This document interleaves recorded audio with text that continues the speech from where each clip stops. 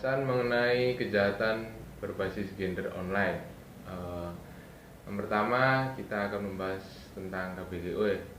Di tengah semakin luasnya jangkauan internet, canggihnya perkembangan dan penyebaran teknologi, informasi serta populernya penggunaan media sosial telah menghadirkan bentuk-bentuk baru kekerasan berbasis gender. Kekerasan berbasis gender online atau bisa disebut dengan KBGO atau KBG yang difasilitas teknologi sama seperti kekerasan berbasis gender di dunia nyata. Tindak kekerasan tersebut harus memiliki niatan atau maksud melecehkan korban berdasarkan gender atau seksual. Jika tidak, maka kekerasan tersebut masuk dalam kategori kekerasan umum ranah online. Bentuk kekerasan online tersebut penting dibedakan agar solusi yang diberikan lebih tepat dan efektif. Lalu perkembangan secara histori ya, perkembangan dan inovasi teknologi terjadi dengan sangat pesat hingga dalam berbagai kasus tidak seimbang dengan peningkatan kapasitas serta tingkat kewaspadaan seseorang dalam mengakses informasi di internet. Hal ini akhirnya dimanfaatkan sejumlah oknum tidak bertanggung jawab untuk melakukan kejahatan. Sama halnya dengan kasus perundungan cyber dan perlindungan data pribadi. Kasus kekerasan berbasis gender online atau KBGO yang utamanya mengincar perempuan dan kaum rentan saat ini tengah marak di Indonesia. Mungkin kita tidak menyadari akan hal ini, tetapi tindak kejahatan KBGO sebetulnya sudah sering terjadi. Contoh paling mudah adalah ujaran kebencian, komentar kasar dan bernada seksisme, hingga pelecehan melalui direct message secara berulang.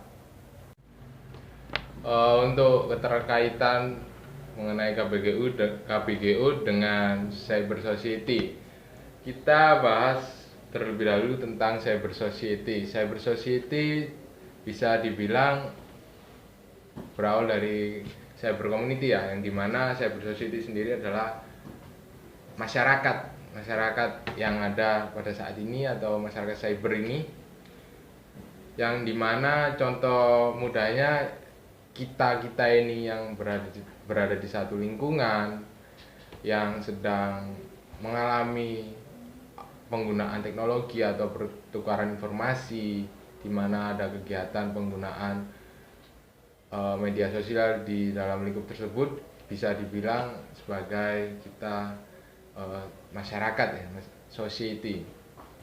Dalam masyarakat sendiri dikategorikan menjadi 3. Yang pertama masyarakat realitas, yang kedua masyarakat simbolik, dan yang terakhir masyarakat cyber. Untuk yang pertama, masyarakat realitas adalah fenomena masyarakat merujuk pada interaksi masyarakat atas dasar nilai dalam proses objektifikasi dan subjektifikasi. Masyarakat yang menciptakan dan mengolah makna yang terbentuk dari interaksi sosial di dunia nyata. Dalam artian, masyarakat realitas ini benar-benar melakukan interaksi secara fisik atau secara langsung untuk pertukaran informasi atau mereka melakukan komunikasi. Dan yang kedua, masyarakat simbolik merupakan masyarakat yang dibentuk oleh konstruksi media atas realitas yang terjadi di dalam masyarakat. Masyarakat simbolik mengikuti simbol-simbol dan pemaknaan atas simbol yang dilakukan oleh media. Lalu yang terakhir ada masyarakat cyber. Fenomena masyarakat cyber dapat dibilang cukup kompleks dibandingkan kedua fenomena sebelumnya. Karena secara mendasar, setiap orang diharuskan untuk memiliki literasi media digital sebagai syarat untuk menjadi konsumen maupun produsen informasi. Lalu apa keterkaitan cyber society dengan KBGO? Kita mengerti sendiri KBGO adalah kekerasan berbasis gender online, yang dimana dalam fenomena tersebut terdapat masyarakat atau sebagai pelaku yang ada di dalamnya, yang tidak lain adalah manusia yang melakukan tindakan kekerasan. Lalu untuk contoh yang dapat dilakukan dalam KBGO ada banyak, seperti cyber stalking atau sexting, cyber hacking, yang dimana hal-hal tersebut dilakukan oleh manusia, yang dimana bisa disebut sebagai society, masyarakat. Disitulah keterkaitan cyber society dengan KBGO. Dan selanjutnya yaitu keterkaitan KBGO dengan kultur cyber. Pada tahun-tahun ini, makin banyaknya kekerasan berbasis gender online. Sudah terdapat 97 aduan kasus oleh LBH APIK, 30 diantaranya adalah kasus kekerasan berbasis gender online.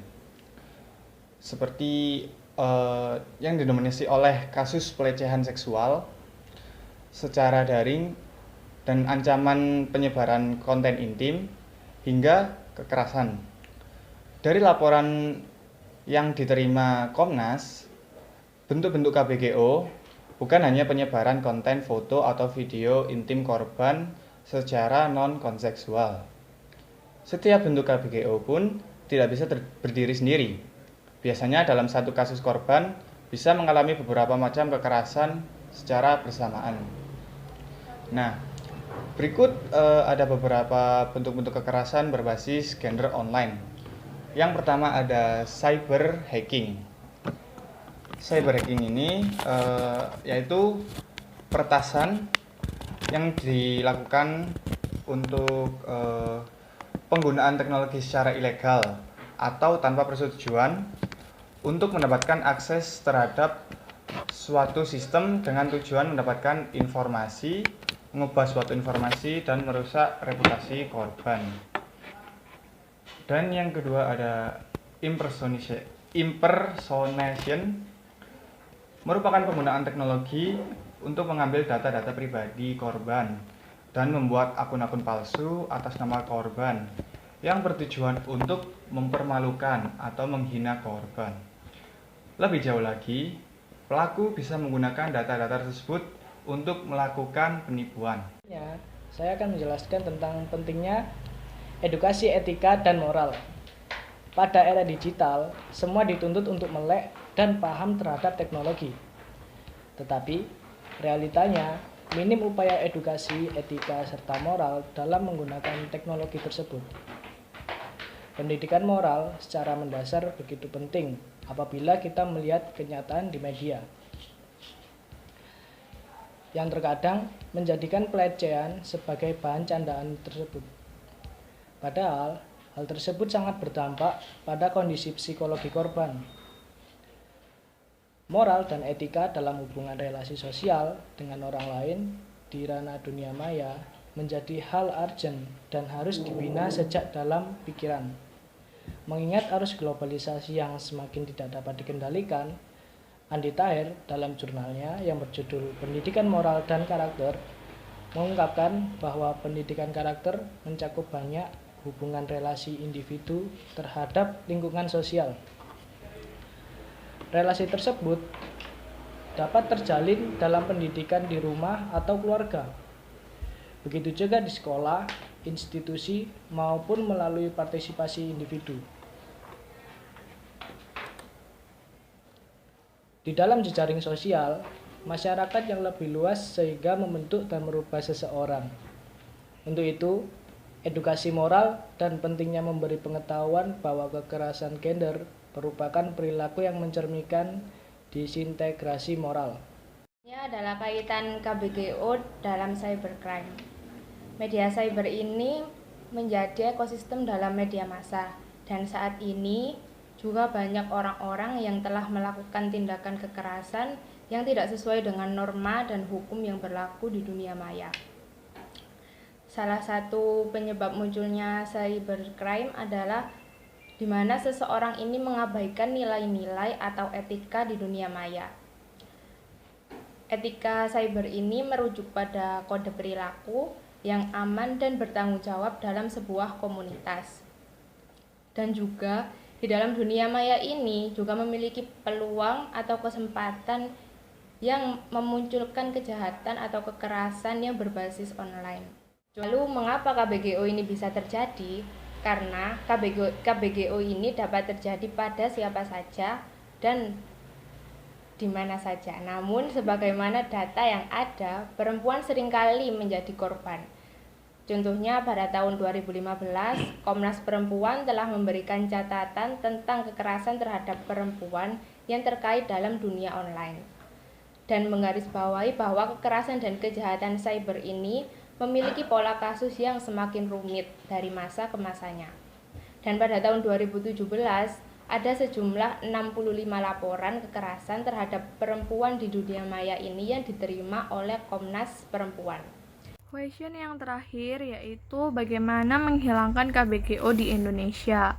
Bentuk rekomendasi penanganan yang disampaikan kepada penegak hukum dan perangkat termasuk akses internet inklusif dan akuntabilitas perusahaan media sosial. Berdiri dengan korban, menerapkan peraturan yang efektif, memberikan rincian kontak darurat, pelatihan KBGO untuk penegakan hukum, dan KBGO edukasi ke berbagai masyarakat. Akses internet inklusif dianggap sangat penting karena merupakan bagian dari hak semua orang untuk menerima informasi dengan aman. Salah satu cara untuk tetap aman dan melindungi anak di dunia maya adalah dengan membuat peraturan yang memberikan perlindungan saat berselancar di dunia maya. Oleh karena itu, pendidikan tentang KBGO dan kekerasan secara umum sangat penting dan berlaku di semua lapisan masyarakat. Karena setiap orang bisa menjadi pelaku atau korban kekerasan. Saya harap pemerintah bisa meningkatkan pengesahan RUU penghapusan kekerasan seksual yang biasanya disingkat dengan PKS. Kita lanjut ke question yang berikutnya, yaitu bagaimana KBGO masih terjadi di masyarakat. Sejak tahun 2015, Komnas Perempuan telah memberikan catatan tentang kekerasan terhadap perempuan yang terkait dengan dunia online. Menggarisbawahi bahwa kekerasan dan kejahatan cyber memiliki pola kasus yang semakin rumit. Pada tahun 2017, ada 65 laporan kasus kekerasan terhadap perempuan di dunia maya dan diterima oleh Komnas Perempuan. KBGO bisa terjadi pada siapa saja. Namun, sebagian besar data yang ada, perempuan seringkali menjadi korban. Question yang selanjutnya, apa upaya yang telah dilakukan dalam menolak KBGO? Ketika Anda menjadi korban kekerasan, hal pertama yang harus Anda lakukan adalah memantau situasi yang Anda hadapi, mengevaluasi keadaan saat itu, dokumentasikan semuanya sedetail mungkin. Dokumen yang dicatat dalam urutan kronologis membantu dalam pelaporan dan penyelidikan kasus kepada pihak berwenang. Misalnya, platform online atau posisi tempat KBGO terjadi. Selanjutnya, minta bantuan. Bantuan ini dapat berupa bantuan hukum melalui Lembaga Bantuan Hukum atau LBH. Selanjutnya, bantuan psikologi seperti layanan konseling dan bantuan terkait keamanan digital. Terakhir, laporkan dan blokir pelaku. Anda dapat memilih untuk melaporkan dan memblokir pelaku atau akun yang Anda anggap mencurigakan, tidak nyaman, atau mengintimidasi. Question yang selanjutnya, contoh KBGO di Indonesia. Pada 6 Agustus tahun 2019, di berita CNN Indonesia, Yura adalah nama samaran, melapor sebagai korban atas kekerasan seksual yang dilakukan oleh mantan suaminya Romi, juga nama samaran. Saat itu, Romi memaksa Yura untuk berhubungan intim. Yura menolak, namun Romi mengancam Yura jika tidak melakukan hal tersebut. Romi pun juga merekam perbuatannya itu dan menjual video itu tanpa sepengetahuan Yura. Pada tanggal 13 Agustus 2019, Yura menjadi tersangka karena video tersebut viral di media sosial.